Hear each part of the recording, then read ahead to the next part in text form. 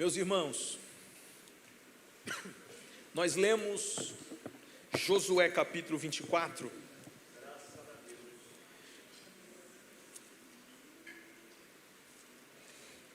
Josué estava praticamente finalizando sua trajetória e conquistando o território de Canaã. E agora Josué, ele está renovando sua aliança entre Deus e o povo. E a fala de Josué foi uma fala de decisão. E é sobre isso que eu quero pregar hoje, o poder da decisão. Hoje é noite de decisão. A decisão que Josué estabeleceu foi: a quem vocês querem servir? Vocês querem servir a Deus, que tirou vocês do Egito e trouxe vocês para essa terra?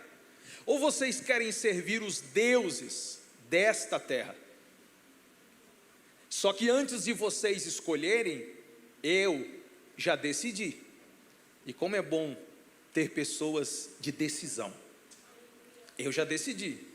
Eu e a minha casa serviremos ao Senhor. Isso é decisão, está decidido. Agora vocês que ainda estão aí na dúvida, que não decidiram, escolham, decidam. E o povo numa só voz disse: nós também, Josué, escolhemos como você, queremos servir ao Senhor nosso Deus. Josué, ele até tentou medir o nível da decisão, porque tem decisões que tomamos que elas não são sólidas, consistentes, são decisões superficiais. Mas Josué, ele tenta medir o nível da decisão, a profundidade da decisão. E aí ele fala assim: eu acho que vocês não têm condições de servir a Deus, porque Deus é um Deus zeloso, é um Deus santo, e certamente se vocês pecarem servindo esses deuses, Ele vai vir e vai julgar vocês. Vocês têm certeza que querem servir a Deus? E eles reafirmaram o compromisso: sim, temos certeza, nós serviremos e obedeceremos ao Senhor. Esta foi a decisão daquele povo. Com base nisso, eu gostaria de apresentar alguns aspectos da decisão. Quero falar de pessoas que fracassaram em suas decisões, e eu concluo o terceiro ponto falando sobre o poder de uma decisão. Quais são os aspectos da decisão? Primeiro, ela é individual. Muitas pessoas ficam esperando que outras pessoas decidam por ela, mas a decisão é de responsabilidade pessoal. Não podemos fugir das decisões. Devemos sim pedir conselhos, às vezes nos espelhar, nos influenciar por alguém, só que no final a decisão precisa ser minha. Meu pai não pode decidir por mim. Meu pai não pode salvar a mim. Minha mãe não pode me salvar. O único que salva é Jesus, mediante uma decisão pessoal e intransferível. É impossível o pai decidir pelo filho, é o filho que tem que decidir, é a família que tem que decidir, isso na sua individualidade.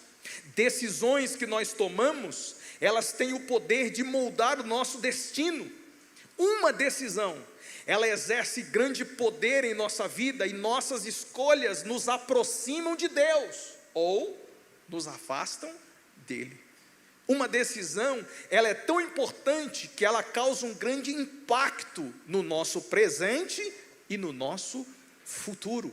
Por isso, nós precisamos saber como decidir da melhor maneira.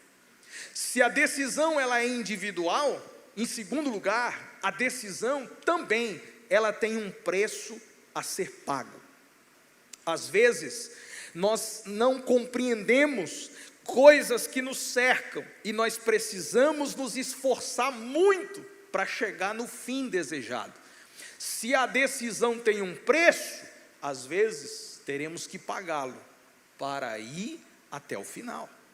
E por falar em preço, toda decisão tem uma consequência, seja ela boa ou seja ela ruim.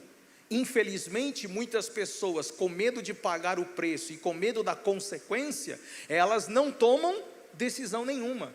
Só que não tomar decisão nenhuma também é uma decisão. Ninguém fica isento. O fato de você não escolher, o fato de você não decidir, não te exime da escolha e da consequência que você está tendo. Ser neutro. Ser neutro é uma decisão. E isso pode acarretar problemas seríssimos em você. Você nunca poderá chegar nos céus, ou no inferno, ou no trono branco, diante do juízo final, e dizer para o supremo juiz, Cristo: eu tive oportunidade, mas eu achei que não precisava, você não acha nada, ou você decide ou não decide, ou você serve ou você não serve. A decisão precisa ser tomada. E qual é o grande perigo de tomar decisões erradas? Eu vou te apresentar aqui 5 razões de pessoas que tomam decisões erradas. A primeira razão para fracassar numa decisão é seguir a opinião dos outros. Você pode até se basear em pessoas que decidiram e fazer diferente ou fazer igual, mas no final das contas a decisão precisa ser sua, porque se você seguir a maioria, você pode tomar uma decisão errada. Existe uma passagem na Bíblia, em Números capítulo 13, versículo 31 e 32, que a nação de Israel, ela estava dividida, e a divisão, na sua maioria, optava em não prosseguir para conquistar a terra prometida. 10 espias emitiram um relatório negativo, e esse relatório negativo trouxe um desânimo profundo na congregação. Agora estão para decidir: continua para prosseguir para a terra, ou desanima, desiste e volta para o Egito. O povo decidiu desistir. O povo decidiu não mais prosseguir. E por que decidiram? Porque 10 influenciaram eles, 10 incentivaram eles. Nós estamos falando de quase 2 milhões de pessoas influenciadas por 10 homens. Veja o poder que exerce a influência das pessoas. Veja como um homem pode exercer influência sobre uma quantidade gigantesca de pessoas. Então, meu irmão, você não pode seguir a opinião do outro ou da maioria. Você tem que buscar a verdade para se basear somente nela para tomar uma decisão correta. Então, em primeiro lugar, não siga uma decisão apenas por causa da maioria. Segundo, por que decisões fracassam? Porque decisões não podem se basear em vontades momentâneas, porque a decisão é permanente e a vontade é momentânea. Não se toma decisões permanentes com base em vontades momentâneas. O que eu sinto agora não determina minha decisão para o amanhã. Eu não posso tomar decisões para o futuro com base numa sensação no agora. Eu tenho que considerar o todo. E eu vou te dar um exemplo da Bíblia. Coloque na tela Juízes 14, por favor. Juízes 14, versículo 3. Seu pai e sua mãe lhe disseram: não há porventura mulher entre as filhas dos teus irmãos, ou entre todo o meu povo, para que vá tomar esposa do filisteu, daqueles incircuncisos? Disse Sansão ao seu pai: toma-me esta, porque só desta eu me agrado. Isso é uma decisão. Qual é a decisão? Casar. Tem decisão mais importante do que essa para um jovem? Tem decisão mais importante do que esta para uma família? Casamento é uma decisão extremamente importante. E no que Sansão estava se baseando para tomar a decisão para casar? Ele estava apaixonado. Paixão. Eu me agrado dela. Tem um corpo bonito, tem uma aparência legal, está malhadinha agora, só anda na academia. Linda, olho azul, verde. Se a sua decisão de construir uma família para o amanhã, futuro, for só baseada no que os seus olhos enxergam agora, você tem grande chance de errar lá na frente, de se arrepender lá na frente. Decisões importantes não podem ser tomadas com vontades momentâneas. Sansão olhou para uma mulher que não correspondia à mulher do seu território, ela não era judia, ela era filisteia, e mesmo assim, seus pais lhe avisaram: Sansão, não tem mulher aqui, você quer casar com uma mulher de lá, é dela que eu gosto. E os princípios, Sansão? Eu não estou nem aí para princípio. E a fé, Sansão? Que mané fé, coisa nenhuma. Mas Sansão, e o jugo desigual? Jugo desigual, isso aí é mito. Eu gosto dela e vou casar com ela querendo você ou não. Machão, hein? E qual é o futuro? Já sabe. Você sabe quanto tempo durou esse casamento? Quem dá mais? Uma semana. É o louco mesmo. Uma semana durou esse casamento. Só foi o tempo da lua de mel. Acabou a lua de mel, o casamento acabou. Por que acabou rápido? Porque foi tomada uma decisão errada, com base num prazer momentâneo. Então, coisas que devem durar uma vida, não duram. Por quê? Porque decisões estão sendo tomadas com base em sensações, emoções. Tem gente tomando decisão que é para o futuro com base na barriga, no desejo. Esaú chegou cansado, estava o Jacó cozinhando, ele falou assim: ô irmão, me dá um pouco dessa sopa aí. Aí o Jacó, que não é bobo, falou assim: dá, não dou não, mas eu vendo. Ele falou: tá, quanto que custa isso aí? Custa a sua primogenitura. Uau, caro, meu irmão, é caro, um prato de sopa estava caro. Custa a tua primogenitura. O que é primogenitura, pastor? A porção dobrada do filho mais velho, a herança do filho mais velho, a bênção do filho mais velho, o mais novo querendo comprar a bênção do mais velho. Qualquer um em sã consciência diria para ele: rapaz, você está maluco, você acha que eu sou otário? Eu vou trocar a minha bênção, a minha vida, por causa de um prato de sopa? Sai fora. E detalhe, o irmão mais velho era cozinheiro de mão cheia. O Esaú, ele fazia uma comida tão gostosa que o pai preferia a comida dele do que da própria mulher. É verdade, está na Bíblia. Isaac preferia comer a comida de Esaú do que da própria esposa. Não é por falta de saber fazer. Ele podia chegar cansado, ele falou assim: você está maluco, eu vou vender minha bênção por causa de um prato de sopa, deixa comigo, deixa aí. 10 minutos está pronto, uma comida que eu sei fazer e vou me saciar, e tu fica chupando o dedo. Mas foi isso que aconteceu? Não. Sabe o que ele disse? Minha barriga está doendo tanto, minha vontade está tanta, meu desejo está tanto, para que me serve essa primogenitura? Eu troco, toma aqui a tua primogenitura e me dá esse prato de sopa. Trocou por causa de um prazer momentâneo. Tem gente tomando decisões para uma vida inteira com base num sentimento passageiro. Seja inteligente, decisões são permanentes e geram consequências. Se você não quer ter consequências ruins, então pense direito, ore mais para tomar uma decisão séria na sua vida. Terceiro lugar, razões por que decisões fracassam. Porque muitas pessoas não tomam decisões nenhuma quando deve ser tomado. O nome disso é indecisão, ou indecisos. Pessoas indecisas são pessoas neutras, que não preferem nada, que não levam a sério nada. São expressões que são recorrentemente faladas. Talvez, eu acho, qualquer coisa serve.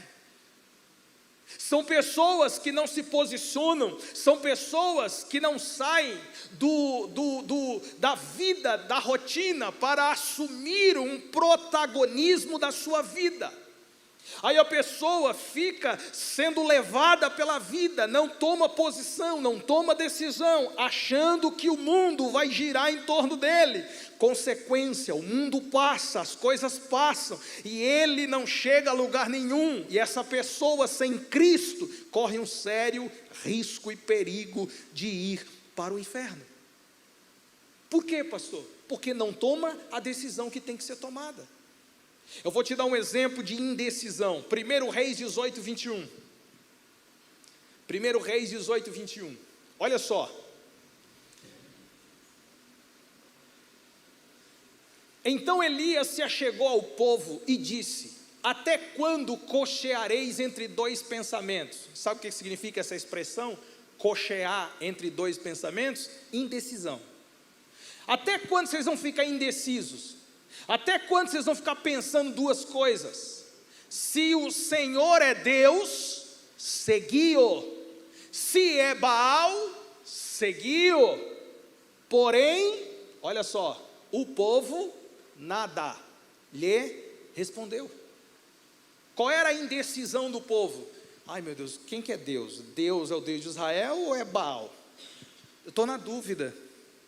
Aí Elias falou assim: gente, vocês precisam se decidir de verdade. Vocês querem servir a Deus? Então sirva a Deus de verdade.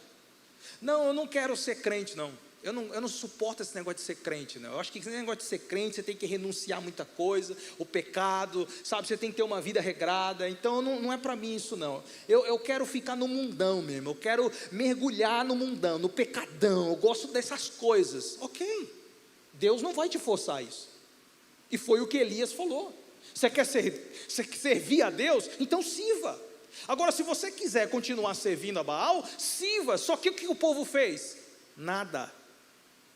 Ficou no meio termo. E tem gente assumindo essa decisão. Qual a decisão? Do meio termo. Você é crente?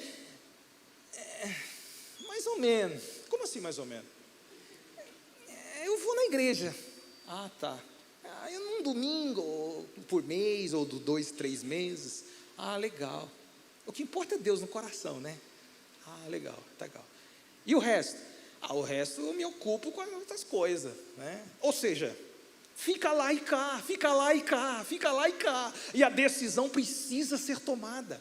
Aí vem Elias e fala: gente, vocês precisam decidir. Decidam de verdade quem vocês querem servir. Só que o povo não respondia nada, indecisos, até que Elias faz um desafio. E o desafio era o seguinte: se Deus, o Deus que responder com fogo, esse será o verdadeiro Deus. E eu vou mostrar para vocês que estão indecisos quem é Deus, se é Deus ou Baal. E o povo aceitou. Os profetas de Baal aceitaram o desafio. Eles ficaram das 6 ao meio-dia clamando, e Baal não respondeu com fogo o sacrifício que foi levantado, até que Elias chegou na vez dele. A Bíblia diz que ele começou a orar, e quando ele falou com o verdadeiro Deus, houve fogo do céu manifesto sobre o altar, consumiu todo aquele altar, e o povo que estava indeciso, diz a Bíblia, caiu de joelho no chão dizendo: só o Senhor é Deus. Eles decidiram. Eles não ficaram no neutro, eles não ficaram no limbo da fé, eles não ficaram numa vida morna. Eles entenderam que Deus é Deus, porque Deus se revelou com fogo. Ainda hoje Ele tem se revelado com fogo, Ele tem se mostrado vivo. Mas você não decide. Saia do limbo e decida. Levante a mão e declare: só o Senhor é Deus. não dá mais para viver uma vida neutra, não dá mais para viver uma vida morna, não dá mais para viver no campo da indecisão, na tribulação, na dor. Ele é o seu Deus e não vai te deixar sozinho. Você não vai se arrepender, porque o Deus que você crê é o Deus que te protege, é o Deus que te guarda, é o Deus que te salva, é o Deus que te livra. Ele é o nosso Deus. Chega de indecisão. Nós precisamos nos posicionar e tomar a decisão correta. Quarto lugar, nós não podemos transferir responsabilidades. Porque transferência de responsabilidade é um problema. Porque a todo mundo que transfere responsabilidade fracassa nas suas decisões. Pessoas acomodadas, que não decidem nada sozinhas, esperam por outras pessoas, ou somente por Deus. Esperam que outras decidam por elas. Isso é transferência de responsabilidade. Adão transferiu a responsabilidade para Eva. A Eva transferiu a responsabilidade para a serpente. Ninguém assume a responsabilidade das suas decisões. A Bíblia fala de Pilatos. Coloca na tela aí, Mateus 27. Mateus 27, versículo 24. Vendo Pilatos que nada conseguia, antes, pelo contrário, aumentava o tumulto, mandando vir água, lavou as mãos perante o povo, dizendo: eu estou inocente do sangue desse justo, fique o caso convosco. Isso é transferência de responsabilidade. Pilatos era a autoridade, era ele que julgava Jesus. Ele tinha o poder de soltar Jesus, ou ele tinha o poder de prender Jesus, ou ele tinha o poder de matar Jesus. Ele não viu absolutamente nada em Jesus que o acusasse. Qual era a responsabilidade do juiz Pilatos? A partir de agora esse homem está solto, porque ele é inocente. Não, mas eu quero que ele seja crucificado. Eu não tenho compromisso com o que vocês querem, eu tenho compromisso com a verdade. Eu sou juiz aqui, e ele a partir de agora estará solto. Mas ele querendo agradar o povo, ele ficava assim: vocês querem ou não querem? Queremos. Crucifica ou não? Crucifica. Mas ele é justo? Crucifica. Ele é inocente? Mas crucifica. Aí então ele falou: então tá bom, vem cá, lavar minhas mãos, viu? Não, irmão, lavar a mão não adianta não. Fingir que não está vendo, não adianta não. Fingir que não é com você, não adianta não. Fingir que as coisas que você precisa fazer e você só vai procrastinando, não resolve não. Você precisa decidir. Não lave mais as mãos, lave o coração. Tome a decisão certa, e a decisão certa é reconhecer Jesus como Senhor e Salvador da sua alma. Em último lugar, por que fracassamos em nossas decisões? Porque não queremos correr riscos. Gente acomodada não quer correr risco. Gente indecisa não quer correr risco. Tem medo de errar. E se tem medo de errar, ele não quer se expor, porque ele não quer fracassar. Só que todas as pessoas de sucesso na vida fracassaram um dia. Todas as pessoas que hoje acertam erraram uma ou duas vezes lá atrás. Nós não podemos ter medo de errar. Se a decisão precisa ser tomada, então nós devemos tomá-la. É difícil tomar determinadas decisões, mas se o Espírito está me impelindo, se o Espírito está me dirigindo, eu devo tomá-las. Ah, mas pode ser que dê errado, mas você não sabe se vai dar. Então você tem que decidir. Se der errado, você repensa e você decide de novo. Mas a vida é feita de escolhas e decisões. E agora, para concluir nosso raciocínio, o terceiro e último ponto: o poder de uma decisão. Deixa eu te dar alguns textos aqui, para você só dimensionar como uma decisão, ela tem poder. Até porque a decisão, ela foi nos dada por Deus. Deus nos deu o direito e o poder de escolher ou de decidir. Vamos lá, Deuteronômio capítulo 30, versículo 19 e 20. Deuteronômio capítulo 30, versículo 19 e versículo 20. Olha só: céus e terra tomo hoje por testemunhos contra ti. Eu te propus a vida e a morte, a bênção e a maldição. Escolhe. Decisão, gente. Escolhe. A vida, para que vivas, tu e a tua descendência, amando o Senhor teu Deus, dando ouvido à sua voz e apegando a Ele, pois disto depende a tua vida e a tua longevidade, para que habites na terra que o Senhor, sob juramento, prometi a dar aos teus pais, Abraão, Isaque e Jacó. Mas vamos ficar com a parte B do versículo 19. Então Deus, ele diz: vida e morte, bênção, maldição. Aí Deus fala: escolhe. Está difícil aqui, irmão? Está difícil escolher isso aqui? Alguém aqui quer morte? Alguém aqui quer maldição? A decisão aqui não é das mais difíceis. Está muito fácil escolher aqui. Claro, quem é que não quer vida? Quem é que não quer longevidade?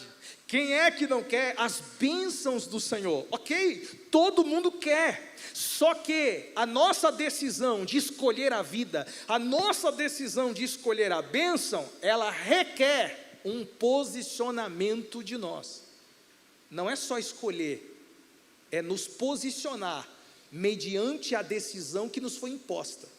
Por quê? Porque atrás da vida e atrás da bênção e da longevidade existe uma condição. Qual é a condição? Amar o Senhor e ouvir sua voz. Quem entendeu isso? Amar o Senhor e ouvir sua voz. Então vamos lá. Quando eu decido o caminho da bênção, quando eu decido o caminho da vida, nesse caminho nós temos amar a Deus e obedecer a sua voz. Então eu não posso tomar uma decisão que me beneficia sem antes entender a responsabilidade que essa decisão me impõe. É por isso que tem gente frustrada dentro da igreja. Sabe por quê? Porque ele toma a decisão de seguir a Jesus. Só que a decisão dele de seguir a Jesus é puramente interesseira e egoísta. Por quê? Porque ele quer que seguir a Jesus lhe traga bênçãos, lhe traga vida. Só que ele se esquece de amar a Deus e de ouvir a sua voz. Não é só decidir seguir uma religião. Não é só decidir estar numa igreja, não é só decidir fazer parte de uma comunidade cristã, não é só isso. Além disso, nós temos que amar a Deus e ouvir a sua voz. O poder de uma decisão está na vida ou na maldição, está na bênção ou também na morte. Só que para isso, para escolhermos certo, nós temos que amar a Deus e ouvir a sua voz. Coloque por favor Josué 24:14, que foi o texto inicial que nós lemos. Josué 24:14. Já estou concluindo. Temei ao Senhor, servi-o com integridade, com fidelidade. Deitai fora os deuses aos quais serviram vossos pais, da além do Eufrates e no Egito, e servi ao Senhor. Próximo. Porém, se vos parece mal servir ao Senhor, escolhei hoje. Veja que a decisão, ela precisa ser rápida, imediata. Não é escolher amanhã, é escolher hoje. Tem gente deixando sempre para amanhã o que tem que ser feito hoje. Procrastinação é o nome disso. Pare de ser um procrastinador. Pare de empurrar sempre para amanhã.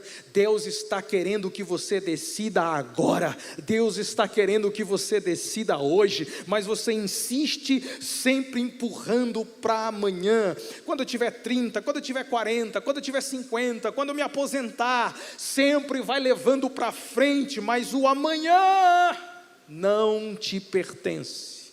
Tome cuidado, porque pode ser que não haja amanhã. Escolha hoje a quem vocês vão servir. Se aos deuses a quem serviram vossos pais que estão da além do Eufrates, ou aos deuses dos amorreus em cuja terra habitais. Aí ele faz a célebre frase: eu e a minha casa serviremos ao Senhor. A decisão de Josué foi hoje, imediata. Eu não vou nem pensar duas vezes. Eu, minha casa, serviremos ao Senhor. E o termo casa aqui é um termo muito mais profundo do que apenas um lugar onde a gente mora. O termo casa aqui está falando de descendência. Isso aqui é muito mais profundo do que vocês imaginam. Olha só, eu tomar uma decisão por minha esposa e meus filhos, eu, minha esposa e meus 2 filhos, minha casa, aqui vamos servir o Senhor, é uma coisa. Agora Josué não disse isso. Josué disse o seguinte: eu, minha esposa, meus filhos, meus netos, meus bisnetos, meus tataranetos, serviremos ao Senhor. Ele está fazendo uma declaração profética da sua descendência. Ele não está falando só da sua família de forma egoísta, não. Ele está se comprometendo a ensinar seus filhos, a ensinar os seus netos e assim sucessivamente, para que a sua descendência não se perca e permaneça firme na casa do Senhor. E eu sinto Deus nessa palavra, e eu quero declarar em nome de Jesus, que os teus descendentes não se perderão pelo caminho, os teus descendentes estarão na presença do Senhor. O que você decidiu hoje, afetará o futuro dos seus filhos, dos seus netos e da sua posteridade, porque o que você crê hoje, vai se revelar a todos amanhã. E se você crê nesta palavra, celebre o nome de Jesus. Espírito Santo, aleluia. O poder de uma decisão afeta a nossa família e afeta os nossos descendentes. Quarto e penúltimo lugar, Mateus 7,13. Mateus 7,13. O poder de uma decisão: entrai pela porta estreita, porque larga é a porta, espaçoso o caminho que conduz para a perdição. São muitos, irmão, falo com tanta tristeza, são muitos os que entram por ela, porque estreita é a porta, apertado o caminho que conduz para a vida, e são poucos os que acertam com ela. Meu Deus do céu, nós estamos falando de um caminho espaçoso, de uma porta larga, só que quando você atravessa essa porta larga, o fim dela é perdição completa, é destruição, caos, desespero, inferno. Qual que é a nossa perspectiva? Espera aí, gente, presta atenção. Se você seguir por esse caminho aí, você sabe para onde você vai? Não, desespero, caos, morte eterna. Espera aí, então eu vou mudar a rota. Infelizmente, são muitos que decidem continuar esse caminho largo, mesmo sabendo para onde está indo. E não é por falta de aviso, não. Nós estamos avisando todo domingo aqui. Não é por falta de aviso, não. Tem gente avisando nas redes sociais e internet todo dia aí. Não é por falta de aviso, não. Tem gente falando o evangelho todo momento e pregando por aí. Cuidado com o caminho largo, cuidado com a porta larga, ele vai te levar à perdição, ele vai te levar à condenação. Não é por falta de aviso, não. Se você está continuando no caminho largo, é porque você quer isso para você. Agora, se você tem consciência que não é isso que Deus tem para a sua vida, mesmo que seja um caminho apertado, só que Ele te conduzirá à vida, muda de rota, sai do caminho que você está e viva o caminho que Deus escolheu para você. Ele é apertado, mas Ele conduz a vida. É um caminho mais difícil, mas é um caminho recompensador. É um caminho que requer renúncias, ok, mas a recompensa de ter a vida eterna vale a pena o preço a ser pago, vale a pena. E eu finalizo em Lucas 9:23. 9:23. Dizia a todos: se alguém quer vir após mim, a si mesmo se negue, dia a dia, tome a sua cruz e siga-me. Decisão. Jesus olhou para todo mundo, a palavra era a mesma para todos. Preste atenção, se vocês quiserem me seguir, eu sou o caminho estreito, a porta estreita, eu sou o caminho. Se qualquer um de vocês quiserem me seguir, para me seguir, vocês têm que tomar uma decisão. E qual que é? Negar a si mesmo, tomar a sua cruz todos os dias, e depois vocês podem me seguir. Jesus não enganou ninguém, e Ele não engana ninguém até hoje. A palavra é transparente, objetiva e simples. Você quer viver a vida eterna? Você quer desfrutar da bênção? Você quer desfrutar da vida? Se a resposta é sim, decida caminhar por Jesus. Se a resposta é sim, decida negar a si mesmo. Você vai negar a si mesmo e vai ganhar Cristo todos os dias. Você vai negar suas vontades e vai ganhar a vontade de Deus. A diferença é que ela é boa, agradável e perfeita. Você vai negar seus prazeres e vai ganhar os prazeres da glória de Deus. Você vai renunciar sua carne, mas você vai ser cheio do Espírito Santo. Eu só tenho uma coisa para te dizer para concluir: vale a pena. Vale a pena renunciar a nós mesmos, vale a pena seguir por esse caminho apertado, vale a pena ser crente, vale a pena servir a Deus.